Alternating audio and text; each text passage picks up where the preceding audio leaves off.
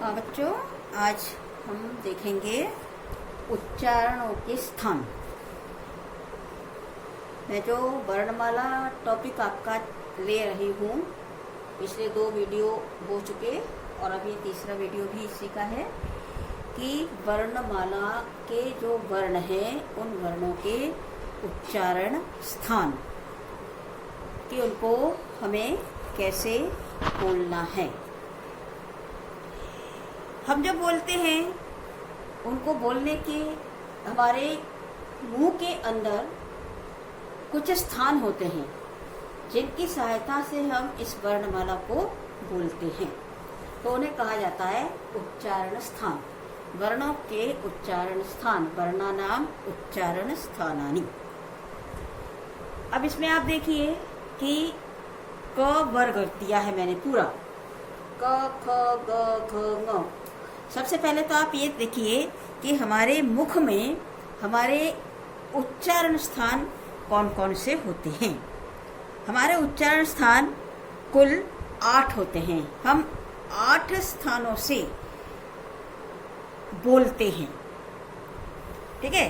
एक तो उर माने हमारी वक्ष छाती, कंठ माने गला, शिर माने सिर, जिह्वा मूलम माने जीभ, दंताह माने दंत, जिह्वा मूलम माने जीभ की जो जड़, जीभ का जहाँ से जीभ हमारी शुरू होती है उसको कहते हैं जिह्वा मूल। दंतः माने दांत, नासिका नाक, ओष्ठौ माने हमारे दोनों होठ, तालु जानते हैं आप, तालु जो ऊपर रहती है हमारे मुख के अंदर, उसको कहते हैं तालु, जिससे हमारी जीभ हमेशा स्पर्श करती रहती है, तो वो है तालु। इस तरह से हमारे जो उच्चारण स्थान है इन वर्णों के वो कितने हैं? 8। अब इन्हीं 8 स्थानों पर हमारी जीभ स्पर्श करती है और हम बोलते रहते हैं। पता नहीं चलता बच्चों, आप जो बोलते हैं ना इतना, उसके बारे में आपको कुछ समझ पता ही नहीं चलता कि हम कैसे बोल रहे हैं, कैसे बोलना सीख रहे हैं, लेकिन एक्चुअल में हमारे वर्णों के उच्चारण स्थान नियत हैं। अब जैसे क वर्ग, जैसे मैंने यहाँ लिखा है क ख ग घ ङ, ये पूरा क वर्ग और अ आ और विसर्ग, इतना बोलने के लिए हमें कंठ पे प्रेशर आता है, हमारे गले पर जोर पड़ता है, तो इसलिए इसका जो उच्चारण स्थान है, इसका जो उत्पत्ति स्थान है जहाँ से हम इसे बोलते हैं वो होता है हमारा गला, है ना। और इसलिए इसको जब हम इसका गले से उच्चारण करते हैं तो हमने इसका नाम दिया है कंठ। मैंने 3 कॉलम बनाए हैं, एक वर्णाह माने सारे वर्ण, सेकंड कॉलम में उत्पत्ति स्थानानि माने ये वर्ण हम कहाँ से हमारे मुंह से आते हैं, इनका बोलने की जगह कौन सी है, और तीसरा है कि इनको क्या कहते हैं, वर्णानाम संज्ञा, संज्ञा माने नाम, तो इन वर्णों के कौन से नाम हैं। जैसे जिनको हम कंठ से बोलते हैं उनको कहा जाता है कंठ। तो हम कंठ से क्या क्या बोलते हैं? पूरा क वर्ग बोलते हैं, माने क ख ग घ ङ, स्वरों में अ आ और विसर्ग, ये हम कंठ से बोलते हैं, इसे कंठ्य कहते हैं। फिर च वर्ग, च वर्ग में क्या है? च छ ज झ य। फिर य काय का है?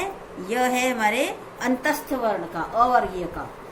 और श ना, श काय का है? ऊष्म का। तो इनको हम तालु से बोलते हैं, तालु की सहायता से बोलते हैं। आप बोल के देख सकते हैं कि जब हम च बोल रहे हैं, छ बोल रहे हैं, ज बोल रहे हैं, झ बोल रहे हैं, य बोलते हैं, श बोलते हैं, तो हमारी जीभ जो है वो तालु से स्पर्श करती है, इसलिए हम इसको तालव्य कहते हैं। अगला है ट वर्ग। ट वर्ग में क्या क्या आता है? ट ठ ड ढ ण, है ना, ये ट वर्ग हो गया। और इसके साथ स्वरों में रु, फिर अंतस्थ का र और ऊष्माण का श, माने ट वर्ग रु र श, इतने हम मूर्धा से बोलते हैं। मूर्धा क्या होती है बच्चों? मूर्धा माने जब हम, आप देखिए, कोशिश बोल के देखेंगे कि जब आप ट बोलेंगे तो आपकी जीभ थोड़ी सी मुड़ती है, है ना। हम जब ट बोलते हैं तो हमारी जीभ अंदर की ओर फोल्ड होती है, मुड़ती है। तो उस जीभ के मुड़ने के बाद जो उसके पीछे का जो स्थान है, और वो स्थान जब हमारे ऊपर तालु से स्पर्श करता है तो उसको कहा जाता है मूर्धा, है ना। जब च वर्ग बोलते हैं और तालु से स्पर्श होता है तो हमारी जीभ सीधी स्पर्श करती है, लेकिन जब हम ट बोलते हैं तो तालु से स्पर्श, ऊपर जो स्पर्श होता है तालु के भी अंदर की तरफ, गले की तरफ, थोड़ा सा गले के आसपास, तो उसको कहा जाता है मूर्धा स्थान।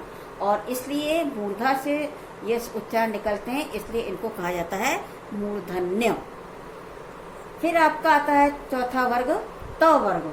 त वर्ग में क्या क्या आता है? त, थ, द, ध, न, ये 5 वर्ण आते हैं। और ल और स, इनको बोलते समय हमारी जीभ दंत से स्पर्श करती है, दांतों से स्पर्श करती है, तो इनका उच्चारण स्थान, इनका उत्पत्ति स्थान है दंताः, और इनको कहा जाता है दंत्यो।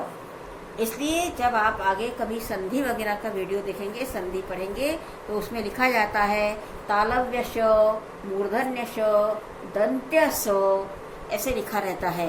तो जब हमें तालव्य श कहा जाता है तो हम इस वाले श का उच्चारण करते हैं, मूर्धन्य कहते हैं तो इसका उच्चारण करते हैं, दंत्य कहते हैं तो इसका उच्चारण करते हैं।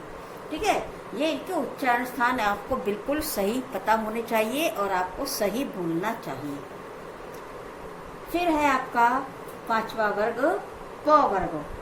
प वर्ग में प, फ, ब, भ और म ये आते हैं, और उ और उ, इतने वर्णों का उच्चारण हम होठों की सहायता से करते हैं। देखिए, जब हम प बोलते हैं तो हमारे दोनों ओठ जुड़ जाते हैं, फ बोलते हैं तो ओठ जुड़ते हैं, ब बोलते हैं तो, भ बोलते हैं तो, म बोलते हैं तो हमारे दोनों ओठ मिल जाते हैं, इसलिए इन्हें ओठों की सहायता से बोला जाता है। फिर हम ऊ बोलते हैं तो क्या होता है, हमारे ओठ मुड़ते हैं, ऐसे सामने को आ जाते हैं, तो ऊ और ऊ ये भी ओष्ठ है, तो इसलिए इनको कहा जाता है, हम ओठों की सहायता से बोलते हैं इसलिए उनको कहा जाता है ओष्ठ।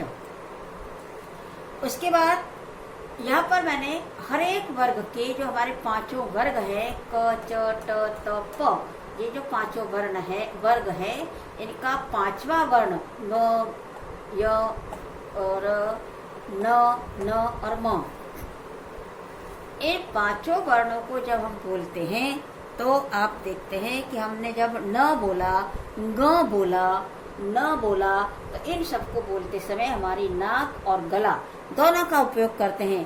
कहीं हम नाक का उपयोग करते हैं, न म बोलते हैं, न बोलते हैं तो नाक का उपयोग करते हैं।